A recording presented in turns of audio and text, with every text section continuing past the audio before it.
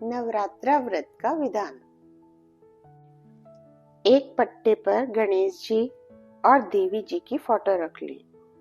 एक जगह चावल की 9 ढेरी और एक जगह लाल रंगे हुए चावलों की 16 ढेरी बनाई। इस प्रकार नवग्रह और षोडश मातृका को स्थापित करके गणेश जी सहित सबकी पूजा करें। कलश की पूजा करके 9 दिन तक रोज देवी की पूजा करें। जल, मोली, रोली, चावल, सिंदूर और गुलाल प्रसाद, फल, फूल, माला, धूप, दीपक जलाकर आरती करनी चाहिए और 9 दिन तक एक समय भोजन करना चाहिए। ध्वजा, ओढ़नी और दक्षिणा देवी माँ को चढ़ाकर मिट्टी के मटके में झांवरे उगाएं। 9 दिन तक देवी की सबको पूजा करनी चाहिए। देवी जी के आगे 9 दिन तक रोज ज्योति जलानी चाहिए। पंडित से 9 दिन तक दुर्गा सप्तशती के पाठ करवाना चाहिए। अष्टमी के दिन देवी जी की कढ़ाई करनी चाहिए और हलवा, पूड़ी, चने और ज्योति जलाकर 9 कंवारी कन्याओं को भोजन कराना चाहिए। सबको दक्षिणा देनी चाहिए और सब लड़कियों को टीका लगाकर प्रसाद देना चाहिए। नवरात्रा व्रत की कथा। प्राचीन समय में सूरत नामक राजा थे। एक बार शत्रुओं ने उन पर चढ़ाई कर दी। मंत्री लोग भी राजा के साथ विश्वासघात करके शत्रु पक्ष से मिल गए। परिणाम स्वरूप राजा की पराजय हुई और वे दुखी तथा निराश होकर तपस्वी वेश में वन में निवास करने लगे। उसी वन में उन्हें समाधि नाम का वैश्य मिला, जो अपनी स्त्री एवं पुत्रों के दुर्व्यवहार से अपमानित होकर वहां निवास करता था। दोनों में परस्पर परिचय हुआ। वे महर्षि मेधा के आश्रम में पहुंचे। महामुनि मेधा के द्वारा आने के कारण पूछने पर दोनों ने बताया, यद्यपि हम दोनों अपने लोगों से ही अत्यंत अपमानित तथा तिरस्कृत हैं, फिर भी उनके प्रति मोह नहीं छूटता, इसका क्या कारण है? महर्षि मेधा ने बताया, मन शक्ति के अधीन होता है। आदि शक्ति भगवती के 2 रूप है, विद्या और अविद्या। प्रथम ज्ञान स्वरूपा है तथा दूसरी अज्ञान स्वरूपा।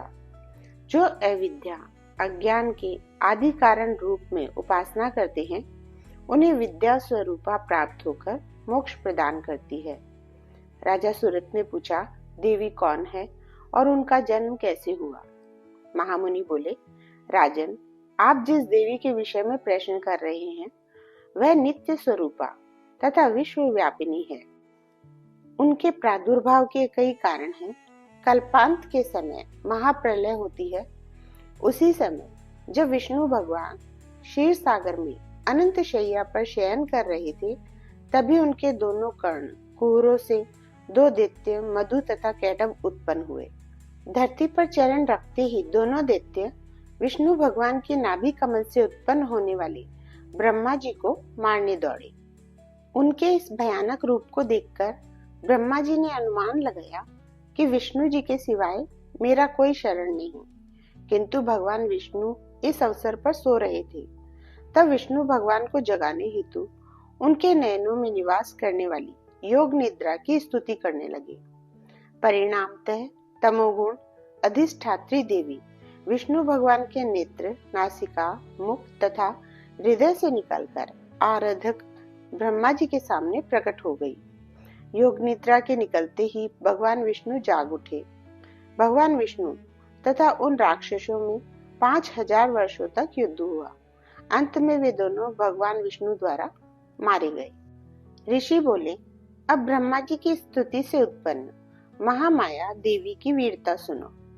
एक बार देवताओं के स्वामी इंद्र तथा दैत्यों के स्वामी महिषासुर में सैकड़ों वर्षों तक घनघोर संग्राम हुआ। इस युद्ध में देवराज इंद्र की पराजय हुई और महिषासुर इंद्रलोक का स्वामी बन बैठा। तब हारे हुए देवगण ब्रह्मा जी को आगे करके भगवान शंकर जी तथा विष्णु जी के पास गए और उनसे अपनी व्यथा कथा कही। देवताओं की इस निराशापूर्ण वाणी को सुनकर भगवान विष्णु तथा शंकर जी को महान क्रोध आया। भगवान विष्णु जी के मुख तथा ब्रह्मा, शिव, इंद्र आदि के शरीर से एक पुंजीभूत तेज निकला, जिससे दिशाएं जलने लगी। अंत में यही तेज एक देवी के रूप में परिणित हो गया। देवी ने सभी देवताओं से आयुध, शक्ति तथा आभूषण प्राप्त कर उच्च स्वर से अट्टहास युक्त गगन भेदी गर्जना की, जिससे तीनों लोकों में हलचल मच गई। क्रोधित महिषासुर दैत्य सेना का व्यूह बनाकर इस सिंहनाद की ओर दौड़ा। उसने देखा कि देवी की प्रभा में तीनों देव अंकित है। महिषासुर अपना समस्त बल छल छदम लगाकर भी हार गया और देवी के हाथों मारा गया। आगे चलकर यही देवी शुंभ तथा निशुंभ नामक असुरों का वध करने के लिए गौरी देवी के रूप में उत्पन्न हुई।